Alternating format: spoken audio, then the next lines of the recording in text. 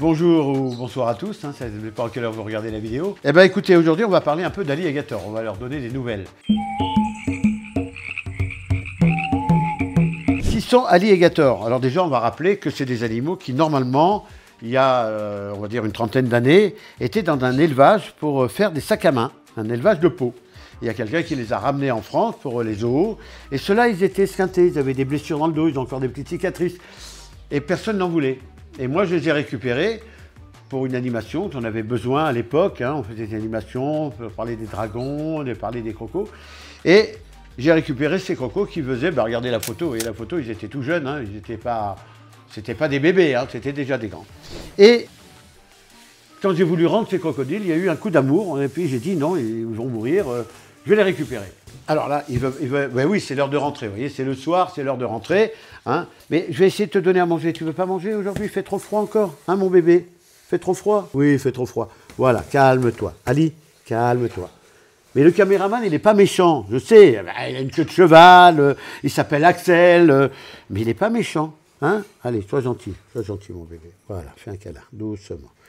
Alors, tous les animaux sont comme nous, ils sont sensibles. Sauf qu'un animal comme ça, qui est quand même un animal dangereux, quand il vous a accordé sa confiance, c'est à vie. Alors que chez les humains, ça change beaucoup. On est d'accord. Hein. Mais regardez, c'est à vie. Alors il a des grandes dents, évidemment, mais on va essayer de lui donner à manger. On va lui donner, parce qu'il adore normalement, mais vous savez, il fait encore un peu froid, c'est pas le printemps, il est un peu frais en ce moment. On va lui donner une cuisse de poulet qui est cuite. C'est bon, mais je ne vais pas la manger. Est-ce que tu en veux, Ali? Regarde, ouvre la gueule, mets ça dans ta gueule. Allez, tiens, mange ça, mange. C'est bon? Oui, c'est bon, tu vas le manger? Allez, va manger ta cuisse. Va. Alors, est-ce que tu vas manger ta cuisse, mon bébé? Ali, couche-toi. Ça, il fait bien coucher. Non, s'il te plaît, tu vas pas dans l'eau maintenant. Alors, quand je dis couche-toi, on a l'impression qu'il est déjà couché, souvent on me le dit. Non, quand je dis couche-toi, ça veut dire arrête-toi et repose-toi. Hein? Ça y est? Allez. Ali, s'il te plaît. On se couche. Voilà. Allez, mange ton poulet. Tu manges ton poulet? Oui, c'est bon. Ouh, mais c'est le printemps. Mais c'est très bon tout ça, madame. Hein? Allez, vas-y, mange-le. C'est pour toi. Je ne vais pas te le prendre. Allez, il y en a encore là. Allez. Hein? C'est bon le poulet. Alors oui, évidemment, parce que comme c'était un peu des crocodiles de salon, vous avez remarqué, hein, ça fait 30 ans qu'on vit en symbiose, et que s'ils avaient fait une colère un jour après moi, je pense qu'il me manquerait des doigts, hein, je suis au complet. Eh bien, c'est des grands amours, finalement, c'est des gros amours. Vous voyez, quand on a peur de ce qu'on ne connaît pas, on détruit. N'oublions pas que la peur entraîne la destruction. Et si on veut vivre en symbiose avec notre nature, parce qu'aujourd'hui, nous, ce qu'on a fait en 50 ans, les vieux, on a tout détruit. Ben oui, on tue, on ne s'occupe pas d'eux et tout. Eh bien, nos enfants, ils doivent vivre en symbiose par la connaissance avec ces animaux. Et tous ces animaux sont gérables, ils sont gentils, ils sont comme nous. Mais quand ils sont habitués à nous, parce que quand ils nous voient la première fois, ils ont peur. Vous voyez? Et bien là, allez, t'as mangé, mange ta cuisse, il en reste un morceau là. Allez, mange-moi ça. Allez, tu vas manger ton bébé, hein, ou tu vas manger le gros bébé, non? Ouais, mais il me regarde tranquillement. Vous voyez qu'il n'y a pas d'histoire de concurrence de nourriture, on ne les embête pas, c'est eux qui commandent, ils se débrouillent, ils vivent leur vie. Ils n'empiètent pas sur ma liberté, j'empiète pas sur la leur. Hein? Alors vous me direz, il serait mieux dans la nature. Je suis d'accord avec vous, il serait mieux dans la nature.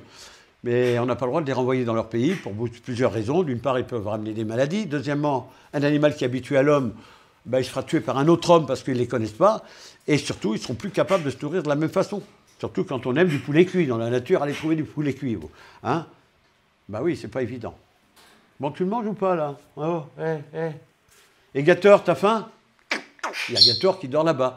Parce qu'il n'y en a pas qu'un, il y en a deux. Regarde, c'est pour qui ça? Alors là, on est en train d'appeler Gator, hein, lui aussi il va manger, c'est le printemps qui arrive. Hein, il n'a pas mangé depuis 6 mois, hein, tous les deux. Hein. Allez, viens là. Gator, regarde, c'est pour qui la bonne cuisse de poulet qui est là?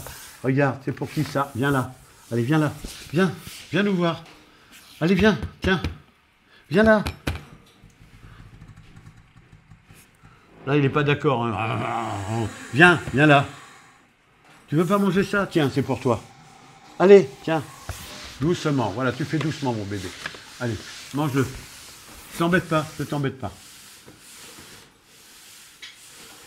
Alors, vous voyez, ça, ce qu'il fait, là, ce qu'il est en train de faire, vous voyez, c'est qu'il il a son petite cuisse de poulet. C'est le premier repas depuis 6 mois, puisque c'est le printemps.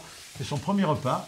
Donc, il va aller se mettre dans son petit coin pour manger et déguster sa première cuisse de poulet cuite. Parce qu'ils adorent le poulet cuit. Bah, comme je vous dis. Voilà. Allez, tu peux le manger, tranquille. Non, bah, il va attendre un petit peu. Et tu devrais te faire un peu plus beau parce qu'ils ont peur de toi, un peu, les crocodiles. Tu devrais te faire un beau gosse. Tu es moche! D'ailleurs, tu vas devenir dormir un peu plus souvent à la maison, comme ça, ils seront un peu plus habitués à toi. Hein, parce que tu vois, ils sont un peu inquiets. Ils disent, il va nous bouffer ma cuisse de poulet. Hein. Alors, vous voyez, ils sont là. Alors, par contre, maintenant, ce que je vais vous dire, c'est que samedi, ça va être la fête, ça a intérêt à te faire beau, à être un beau, parce que tu vas les rejoindre. Il a une copine, une femelle, qui est dans un bassin à l'extérieur.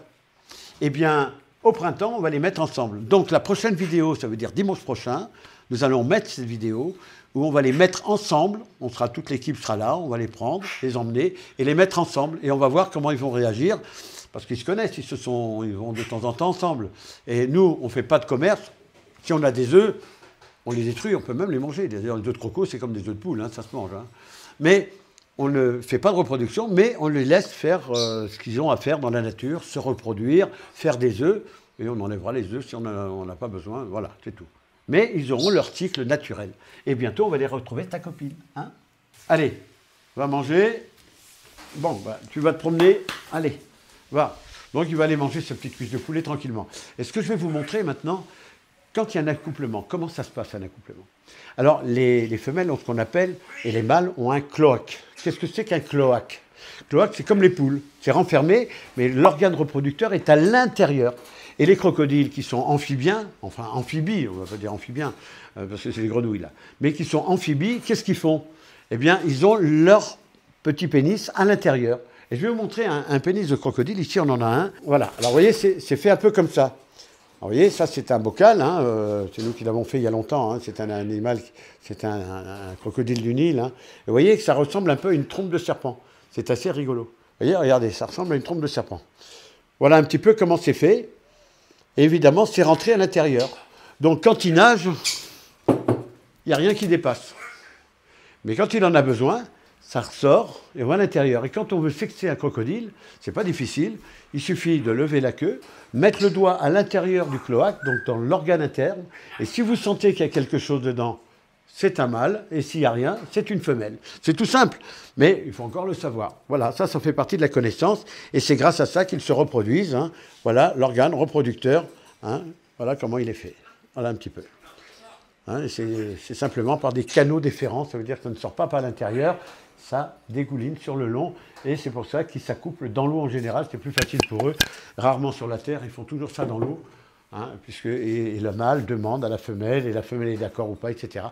Et on verra déjà les premières expériences bientôt. Puisque dimanche prochain, on va filmer quand on va les mettre ensemble, le mâle et la femelle.